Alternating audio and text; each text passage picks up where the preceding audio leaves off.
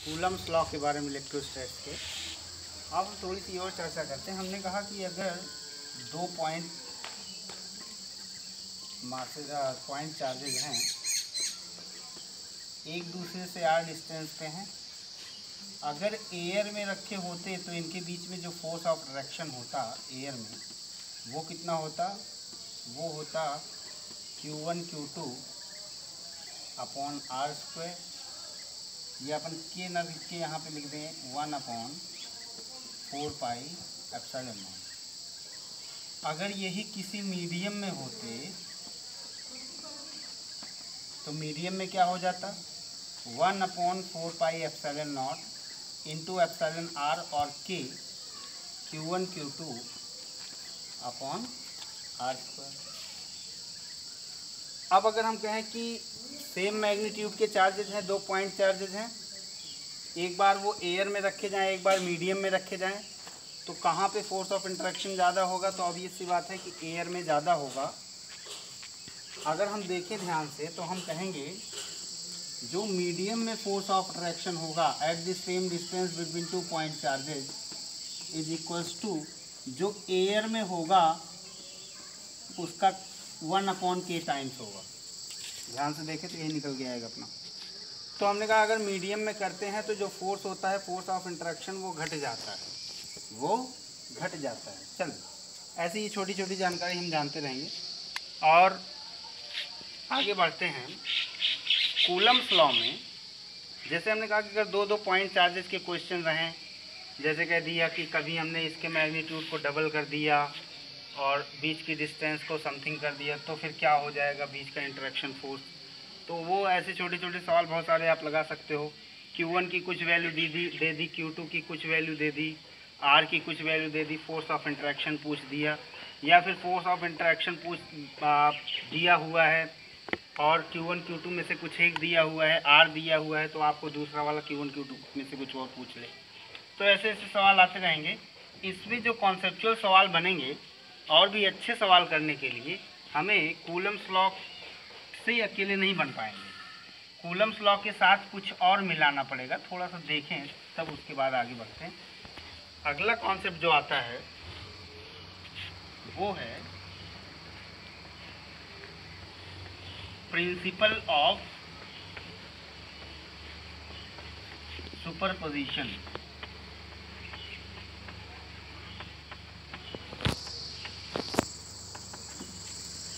Eleventh class में हम पढ़ते हैं principle of superposition of wave, ठीक है।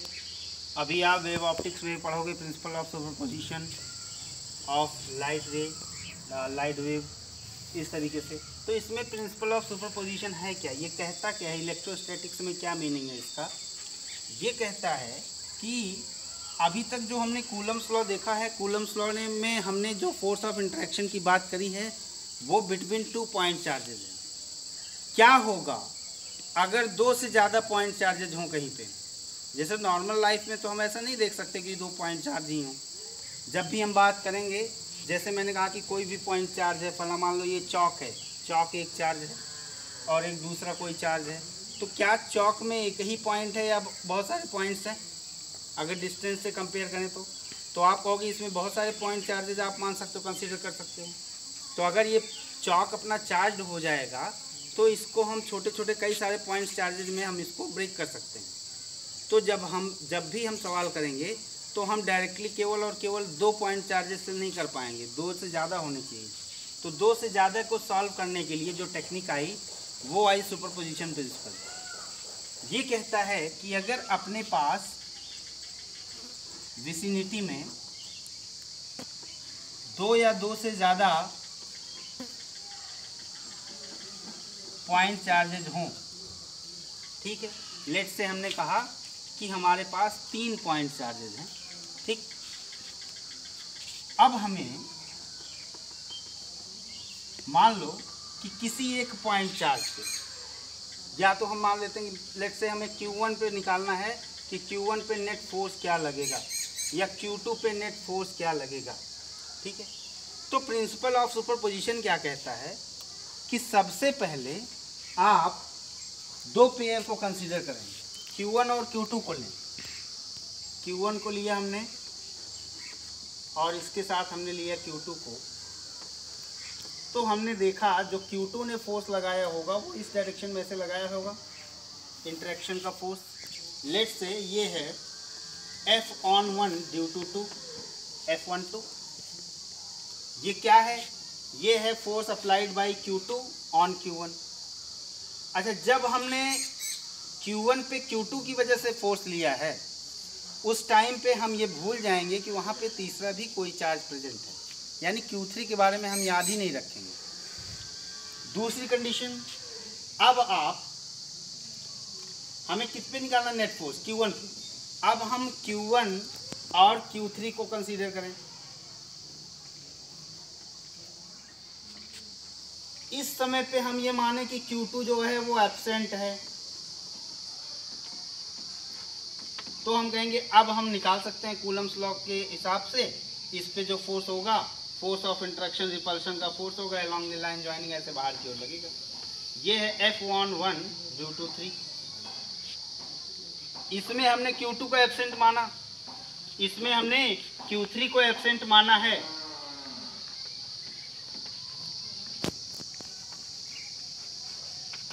ठीक, अब अगर हमें नेट फोर्स निकालना हो ऑन Q1, तो हमने कहा कि नेट फोर्स कैसे निकालें Q1 पे, तो इसके लिए कहा गया कि Q3 से एक बार निकाला, एक बार Q2 से निकाला, अलग अलग। इसके बाद इन दोनों का ही आप वेक्टर सम ले लो।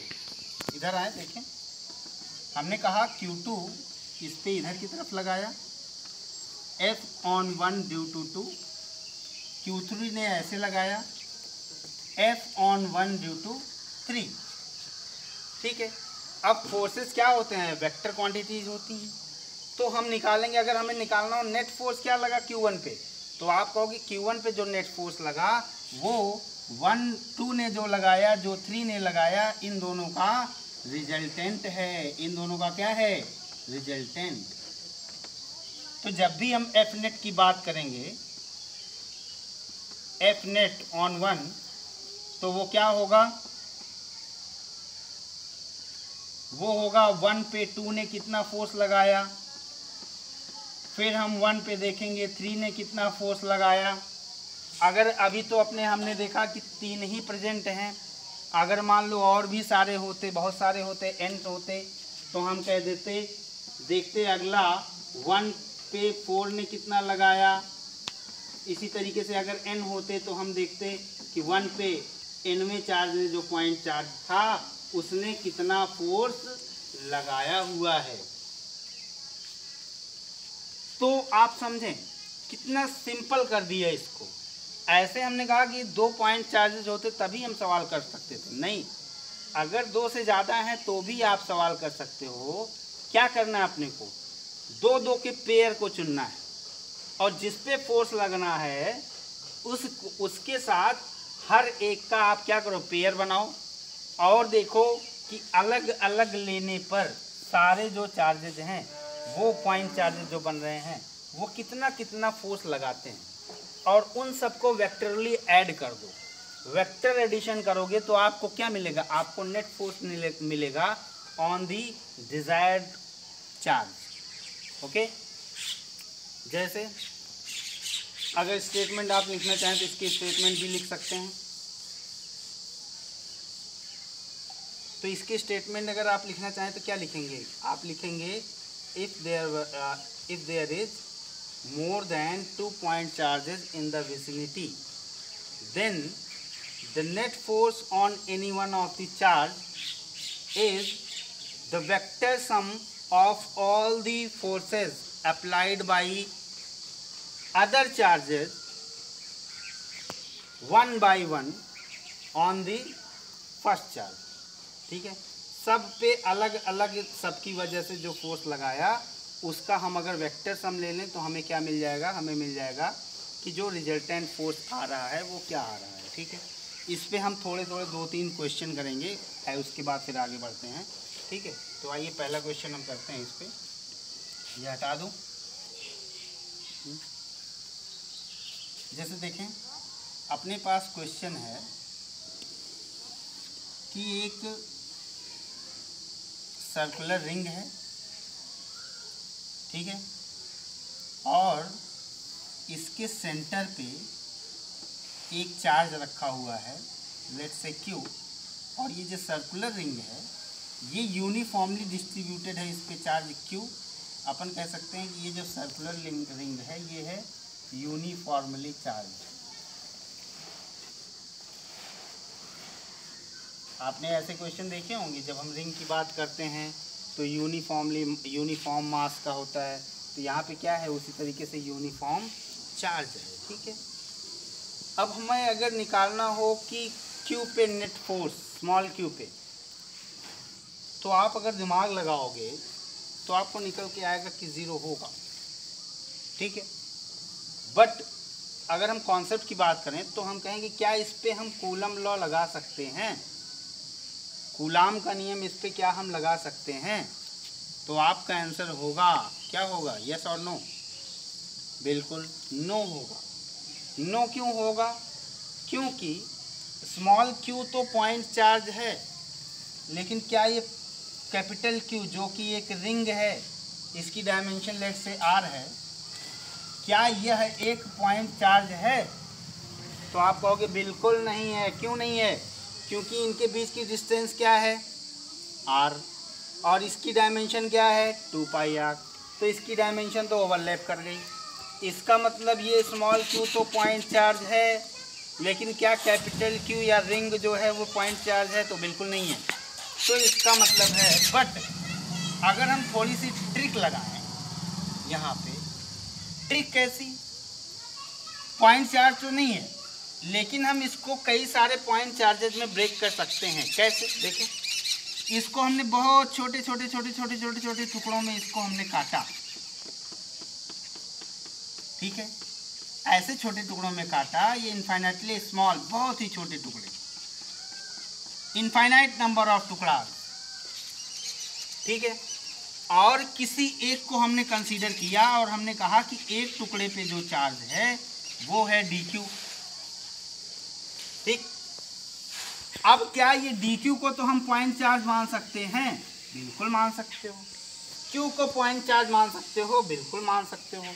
क्या q और dq के बीच तो हम कूलाम का नियम लगा सकते हैं? बिल्कुल लगा सकते हैं।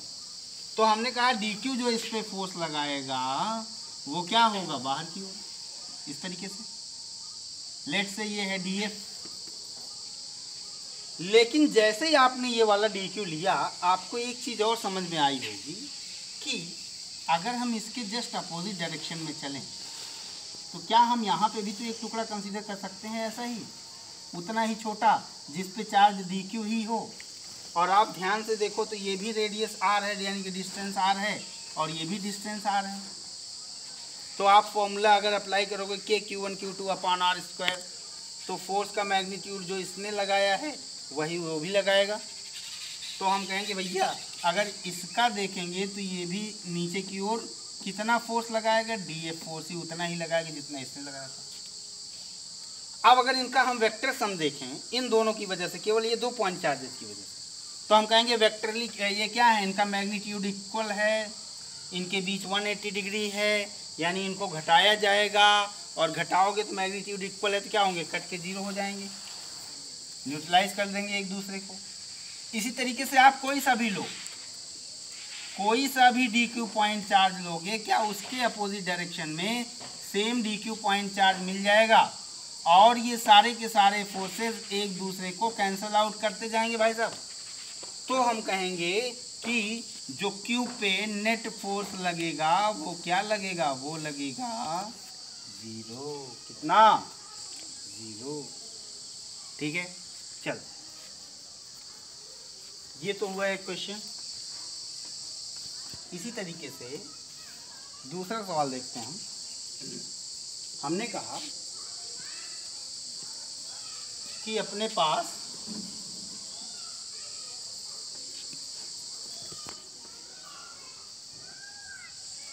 एक ट्रायंगल, एकदम सिंपल क्वेश्चन दे रहा हूं मैं, एक ट्रायंगल है और ये है ट्रायंगल इक्विलैटरल कैसा ट्राइंगल है?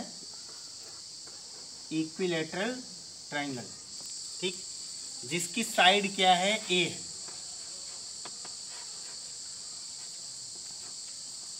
ठीक, साइड क्या है? ए, इक्विलैटरल ट्राइंगल है। अब हमें इस ट्राइंगल पे जो सी पॉइंट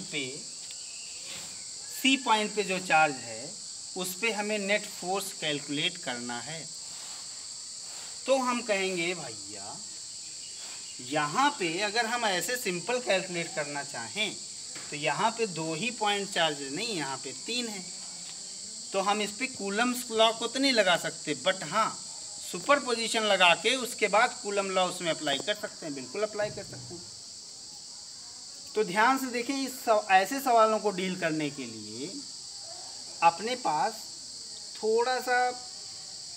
थोड़ी सी अपने को प्रेजेंस ऑफ माइंड भी रखनी पड़ेगी। ध्यान दें, पहले अगर हम ए वाले चार्ज को देखें इससे, तो इसकी वजह से जो फोर्स लगेगा रिपल्शन का वो इस डायरेक्शन में होगा। लेट्स से ये है एफ, ओके, और एफ की वैल्यू क्या होगी बच्चों?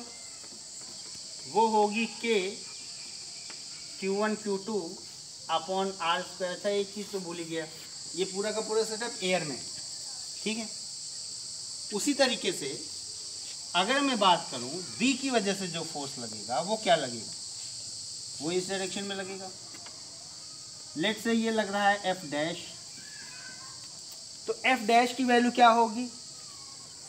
यहाँ पे आर की जगह क्या आएगी? यहाँ पे आर की जगह ए है, तो एफ की वैल्यू क्या हुई? Q1 और Q2 दोनों इक्वल हैं, तो हमने कहा एफ की वैल्यू आ गई के क्यू स्क्वायर अपॉन ए स्क्वायर। एफ डैश की वैल्यू निकालें हम, एफ डैश की वैल्यू क्या आएगी? के क्यू स्क्वायर अपॉन ए स्क्वायर। हो, ये तो दोनों सेम है। इसका मतलब अगर ये एफ है तो ये भी एफ है, ये भी मैग्नीट्यूड कितना है? एफ है। अब ध्यान दें, वेक्टर में हम जानते हैं कि अगर 2 इक्वल मैग्नीट्यूड के वेक्टर्स हों तो उनका रिजल्टेंट उनके बीच से होके जाएगा, यानी एंगल को बाइसेक्ट करता हुआ जाएगा। एंगल को बाइसेक्ट करेगा यानी एक से कितना एंगल बनाएगा? 30 डिग्री। क्यों? क्योंकि ये एंगल 60 है। क्यों 60 है? क्योंकि ये भी 60 है। ओके, तो हमने कहा ये 60 है, ये भी 60 है, तो ये 30 डिग्री एक एंगल हो गया, दूसरा एंगल भी 30 डिग्री हो गया। एफ नेट अपना इधर की तरफ जाएगा और एफ नेट की वैल्यू क्या आएगी? आप याद करें क्या आता था? 2f cos theta by 2, 2f cos theta by 2। तो जैसे ही आप करेंगे 60 डिग्री यानी कि √3f आएगा। आंसर क्या आएगा? √3 इंटू एफ। एफ की वैल्यू हम क्या रख देंगे? हम रख देंगे के क्यू स्क्वायर अपॉन ए स्क्वायर। तो एफ नेट की वैल्यू क्या आ जाएगी?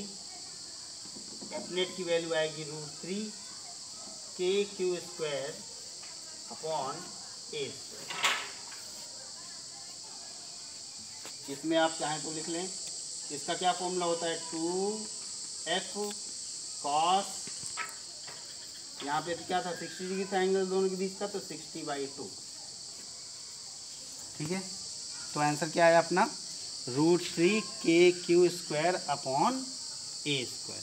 तो अगर थोड़ी सी प्रेजेंस ऑफ माइंड रहेगी तो ये क्वेश्चन, ऐसे क्वेश्चन जो हैं, ऐसे क्वेश्चन आपको बेसिकली होंगे इलेक्ट्रोस्टैटिक्स के, लेकिन अगर आप ढंग से देखोगे तो ये क्वेश्चंस, इसमें कोई इलेक्ट्रोस्टैटिक्स का बहुत ज़्यादा कॉन्सेप्ट नहीं लगेगा, केवल और केवल सुपरपोजिशन प्रिंसिपल लग रहा है। बाकी का खेल आपको वेक्टर से करना पड़ेगा। यानी कि ये जो कहानी है टोटल चल रही है, इस कहानी को जानने के लिए अगर सवाल आते हैं ऐसे कंपटीशन में भी आए, तो वहाँ पे भी हमें क्या अपना बेसिक क्लियर करके चलना है। अगर वेक्टर क्लियर रहेगा तो ऐसे क्वेश्चंस में आपको दिक्कत होने वाली नहीं है, क्योंकि यहाँ पे आगे जो भी सवाल आप लगाओगे, बड़े से बड़े सवाल, बहुत अच्छे अच्छे सवाल, सब वेक्टर से, कुछ जो है इंटीग्रेशन, कुछ डिफरेंशिएशन के क्वेश्चंस होंगे।